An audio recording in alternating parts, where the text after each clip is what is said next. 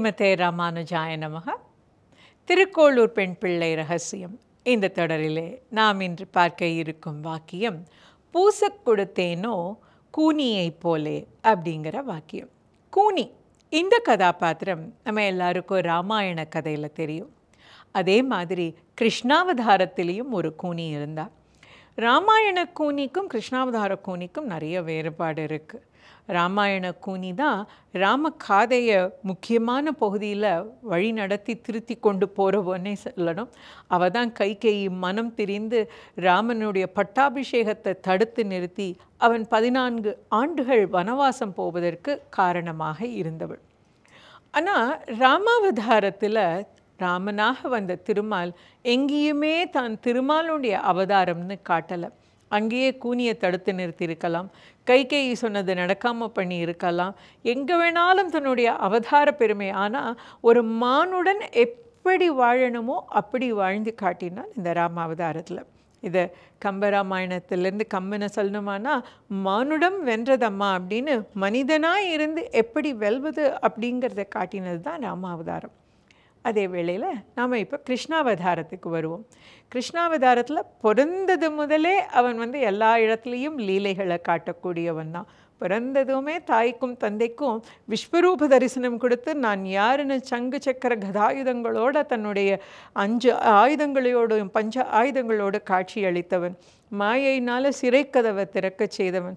மாயையினால் யமுனையை வழிவிடச் செய்து கரை தாண்டி அக்கறைக்கு போனவன். மாயையாலே சகடனை வதைத்தவன். இப்படி எல்லாமே மாயங்களாக அரங்கேற்றினவன் இந்த கண்ணன்.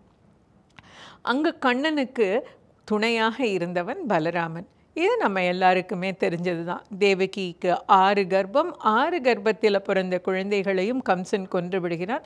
7வது கர்ப்பத்தில் வந்த அந்த குழந்தை ரோஹிணியோட கர்ப்பத்துக்கு மாற்றப்பட்டு ரோஹிணிக்கு குழந்தை பிறக்கிறது. அந்த குழந்தை பலராமன்.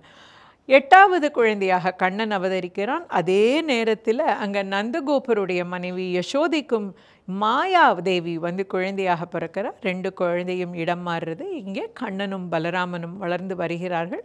அப்படி அவர்கள் வளர்ந்து வரும் பொழுது அந்த உரிய பக்குவம் வந்தவுடனே கம்சனுடைய தூதுவராக அக்ரூரர் வரார். அக்ரூரர் எதுக்கு வரார்? கண்ணனையும் பலராமனையும் மதுராவுக்கு அழைத்து கொண்டு போவதற்காக.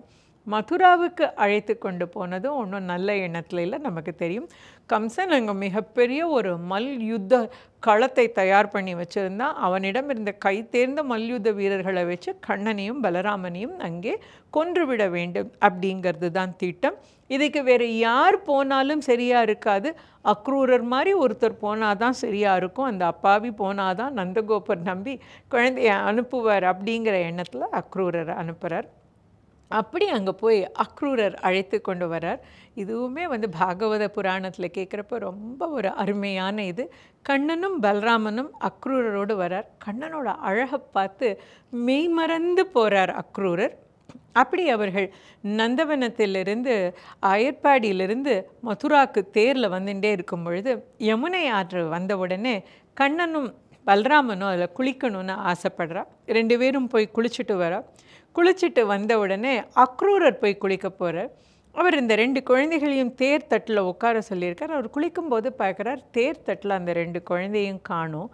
ஆனால் அவர் அப்படி பார்க்குறாரு, யமுனையில் தனக்கு முன்னால் ஆதிசேஷனுக்கு மேலே எம்பெருமான் திருமாலும் அப்படி அவனுக்கு காட்சி தரா.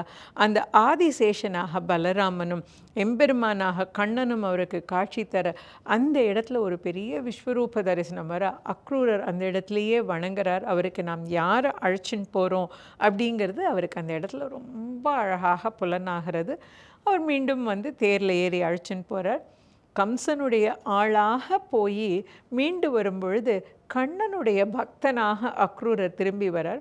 அப்படி மதுரா மாநகருக்கு உள்ளே வந்தவுடனே அக்ரூரர்கிட்டருந்து கண்ணனும் பலராமனும் விடை பெற்றுக்கொள்கிறார்கள். நீங்கள் போங்க, இனிமேல் நாங்கள் பார்த்துக்கிறோம் அப்படிங்கிற மாதிரி அவரிடமிருந்து விடை பெற்றுக்கொண்டு அப்படியே மதுராவோட ராஜ வீதியில் அண்ணாவும் தம்பியுமா ரொம்ப ஆனந்தமாக கண்ணனும் பலராமனும் நடந்து வரார்.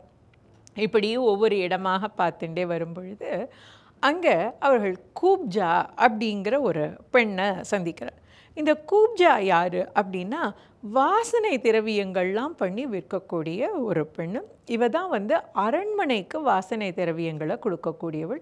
இவளோட நித்திய பணி என்ன அப்படின்னா நல்ல சந்தனம் அரைத்து அந்த சந்தனத்தை கம்சனுக்கு கொடுக்க வேண்டியது. அது மட்டும் இல்லாமல் அவள்கிட்ட கை தேர்ந்த பல வாசனை எண்ணெய்கள்லாம் இருக்குமா.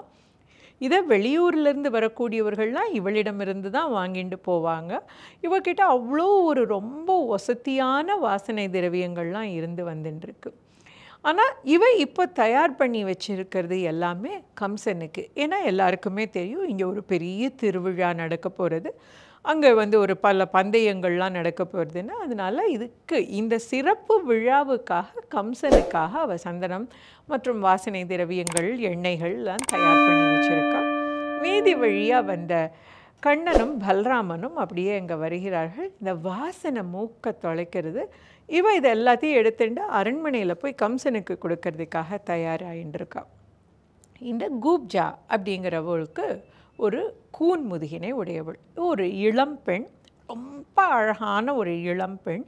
ஆனால் அவளை எல்லாருமே ஊரில் வந்து திரிவக்ரமா அப்படின்னு கூப்பிடுவாங்க. 3 தடவை வக்ரமானி போன ஒரு உடலை உடையவள் அப்படிங்கிற மாதிரியும் திரிபங்கா அப்படின்னு தான் அவளை, அதாவது கூனி அப்படின்னு கேலி பண்ணி தான் அவளை அழைப்பார்கள். ரொம்ப அழகாக இருந்தால் கூட கூன் வந்து அவளுடைய அழகை கெடுத்து அவள் உடம்பு சாஞ்சு இப்படி ரொம்ப கூனி குறுகி அப்படி தான் அவள் நடந்து கொண்டிருந்தாள்.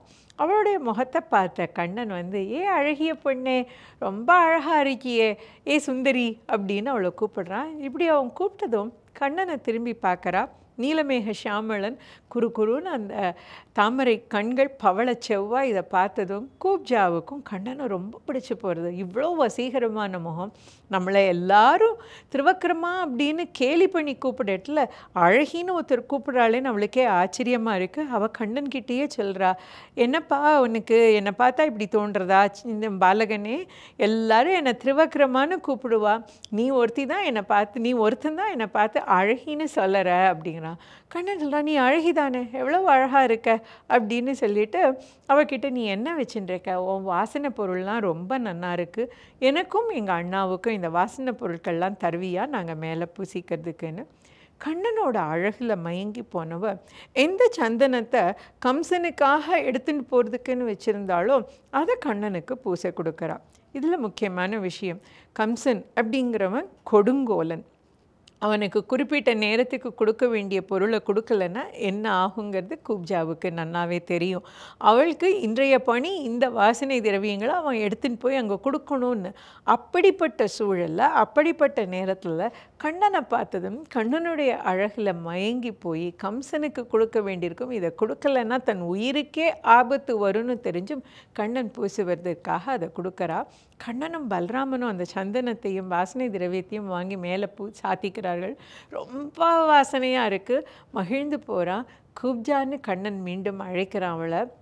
நாம் இப்போ இவளுக்கு ஏதாவது செய்யணும்னு நினச்ச கண்ணன் தன்னுடைய கால் பெருவிரலால் கூப்ஜாவுடைய கால் பெருவிரலை அழுத்துறான். அவனுடைய பாதம் அப்படி கூப்ஜாவினுடைய பாதம் மேலே இருக்குது. அப்படி அவனுடைய செந்தாமரை போன்ற அவனுடைய கைகளை அப்படி ஒவ்வொரு விரலாக நீட்டி கூப்ஜாவுடைய நாடி முகவாக்கட்டையை அப்படி பிடிச்சி அப்படியே தூக்குறான். நடக்குன்னு ஒரு சத்தம் கேட்கறது. அப்படியே அவளுடைய முதுகில் இருந்த கூனெல்லாம் விட்டு நிமிர்ந்து கூப்ஜா ரொம்ப அழகிய சுந்தரி பெண்ணா அப்படியே நிமிர்ந்து நிற்கிறா. அவளுடைய கூனெல்லாம் சரி போய் எடுத்து இப்படி கண்ணனுக்கு பூசை கொடுத்து அவளுடைய கூன் போய் நிமிர்ந்து அழகிய பெண்ணாகி கூப்ஜா வலம் வர்றதுக்கு எம்பெருமான் அவனுடைய திருக்கருணையால் இதை சரி பண்ணி கொடுத்தான். அந்த வைபவத்தை மனதில் இருத்தி திருக்கோளூர் பெண் பிள்ளை ராமானுஜரிடம், நான் அப்படி ஏதாவது செஞ்சிட்டேனா, நான் ஏதாவது பூசை கொடுத்தேனா, கூப்ஜா கொடுத்தாளே அது மாதிரி வாசன திரவியம் ஏதாவது கண்ணனுக்கு கொடுத்தேனா, இப்படி எந்த கைங்கரியமும் செய்யாமல் நான் வாழ்ந்துட்டு இருக்கேனே அப்படிங்கிற பொருள்படும்படியாக இங்கே சொல்கிறார்.